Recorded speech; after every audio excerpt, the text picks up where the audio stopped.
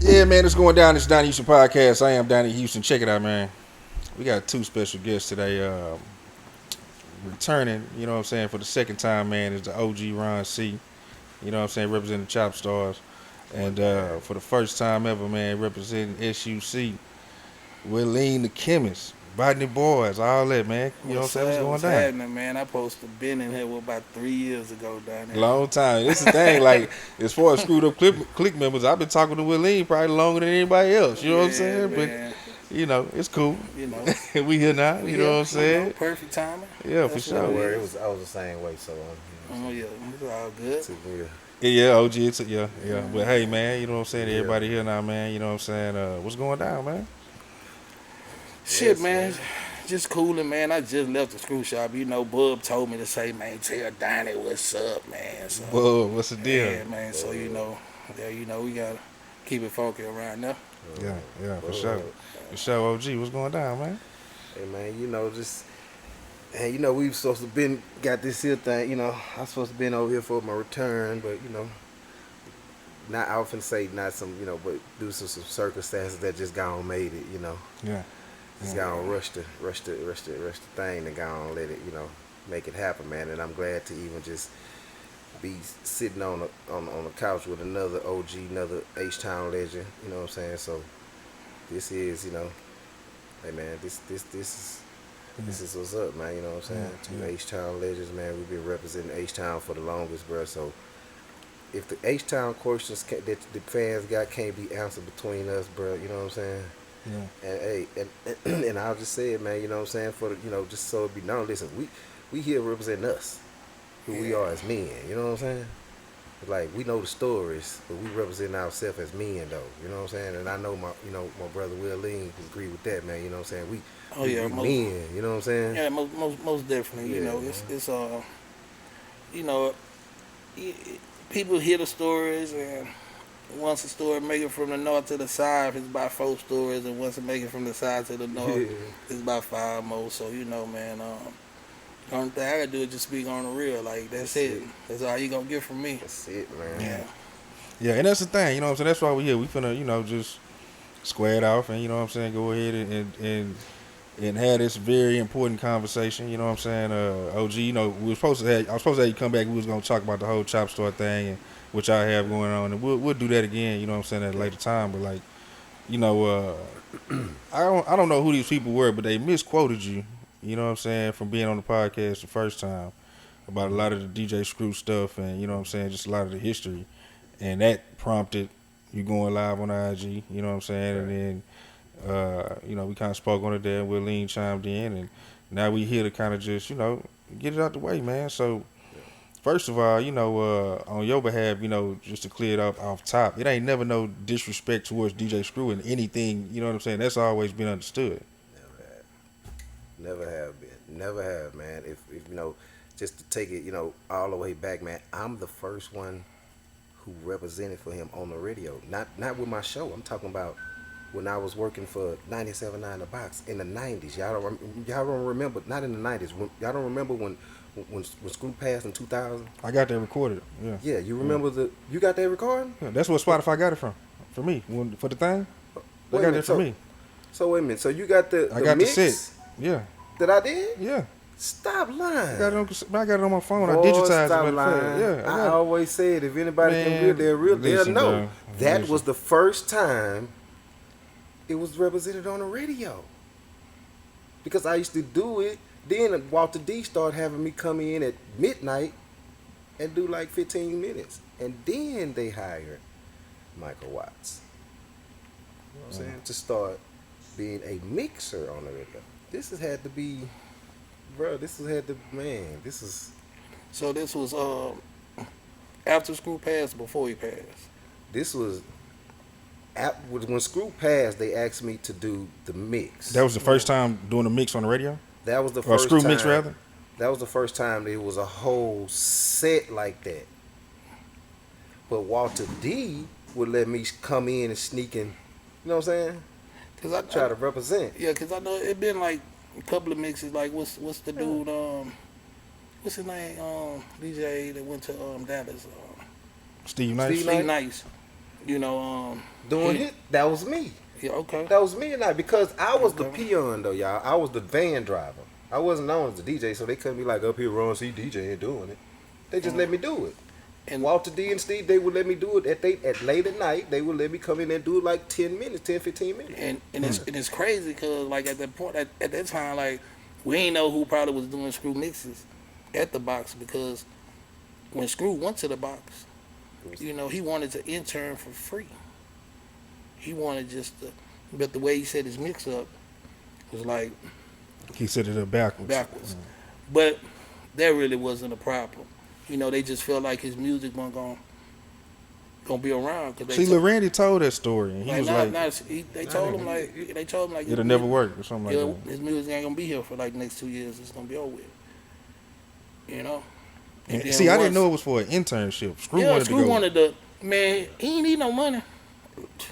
He was Screw- already Screw and was going to intern for the Interning, radio. yeah, it's like he wanted to radio intern. DJ, you know what I'm saying? You know what I'm saying? He just Intern. wanted to intern to feel like, come on, that's every DJ dream, just to Facts. lump be on the on radio. that. You That's know how what I'm I did saying? And that's facts. You know that, and for them to now know him, and then when he, you know, his demise when he do pass, And see, we didn't now know they this. got mixes. You know what I'm saying? Like a whole, like Right. See, we a wasn't whole told DJ that mix. though. Like Yeah, we wasn't told up in that, you know what I'm saying? And then somebody in that motherfucker know. You know what I'm saying? But see, they didn't Yeah. come to us and say, See, hey, they- man, you know, y'all know we turned DJ Screw down to be a DJ, and then now y'all do it. and it's politics. So So they made us. it was politics because you already know an artist, say like as a label or anything, any entity, they gonna make money off a person death or you going to jail. So now they see that this DJ Screw trend of music is not going nowhere, so they gonna have to embrace it. You know what I'm saying? If the city gonna embrace it, they gonna have to.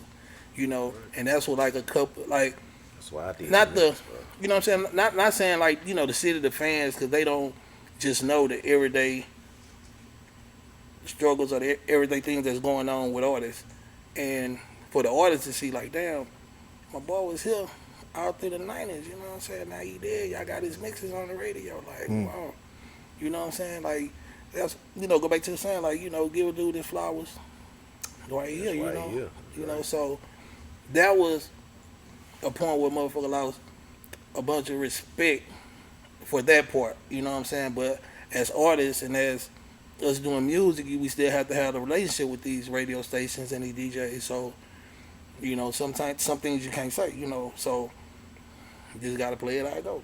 You know, And that's why I took that's it what it upon is. myself to make sure that the world knew the intent and not what we was, you know what I'm saying? You know, I didn't really care about what was going, because I knew what was going around here. Something you gotta fix. That's, you know what I'm saying, it's gonna take time. Time heals wounds, right? I already knew that. So I said, let's focus on the world knowing. I didn't want it to get lost, bro. Like, if you ask these youngsters right now, who made the first rap record, everybody's still debating if it's Cool Herc or if it's this, you know what I'm saying, right? see, I refused to let that happen to what was started here. That's what was my whole motivation about that. see, I'm finna nip that in the bud. Like the first this, the first that, the first whatever. When Screw was here, he chopping and screwing his music. He didn't have no competition because he didn't have a competitor.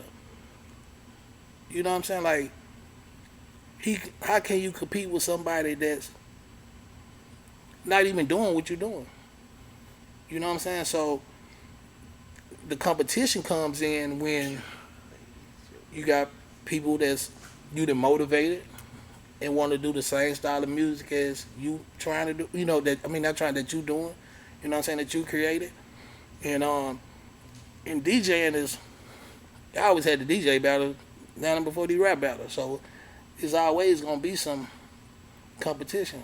But when it comes to Screwed and Chop, To a style of that DJing. style, he ain't had no competition because he have a competitor. Like who else doing it? And Man? not to mention, they talk about, Daryl Scott and Michael Price. They weren't doing it like Screw, like They weren't- saying, this is what I'm doing. My whole tape gonna be slow. Yes, Exactly. you know what I'm saying. And then the question, everybody was like, man, when I see like Screw ain't never mixed the whole artist album.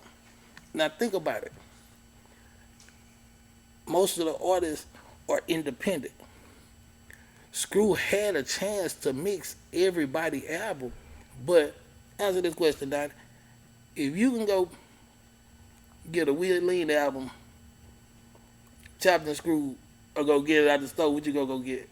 Don't get chopped and screwed. You feel me? So Screw wanted you to make your money. And he So- had issues before with other people, right? From my Yeah, understanding, they was with other people were to a point where when they say it's monetized, you know what I'm saying? Like that's where the issue comes. But just him generally, every tape you buy out the Screw shop is somebody mixtape. Somebody wrote a list. So if your songs just happen to be on that list, you lucky that person who made that dub thought about writing you on this list. And if you had a new album out, Screw wouldn't. He would let you put like 2 to 3 songs. You know what I'm saying? Like say if Face album come out, you can't go to Screw and do a whole dub or Face whole album. He might let you put 1, 2, maybe 3. You know what I'm saying? But he don't want to take from that artist. You know what I'm saying? So he wants you to make your money. You know what I'm saying? Like Screw like use him as an outlet. Like yes, you know what I'm saying? Like that's what he DJs was for, to promote. to Now promote. Now You you, know what I'm saying? understand why Screw did it, right? Now you understand what that, right? Now, because everybody fail to realize one thing of about me, what I studied, and how I came up with what I came up with, is I decided to do that because, and if you listen to them from day one, they was always mixed. Anybody's album, they was mixed, right? You know why I did that? Because I wanted people to get the nostalgia.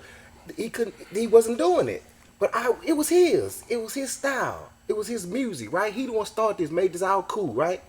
We all agree with that, right? Right, for Everybody in this room agree with that, right? All right, so listen, this is the reason why I mixed the tapes, because of what Willie just said. People pick the tapes out, pick their own songs out, right? So when you pop this in, I wanted to give you the nostalgia of you is have Screw done it.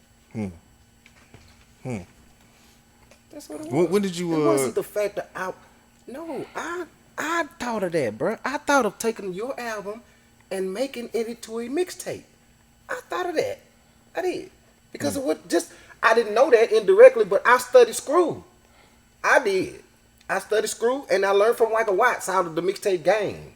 You know what I'm saying? That's how I came up with Run C. With the Chop Not Slap style. You know what I'm saying? I studied all of them.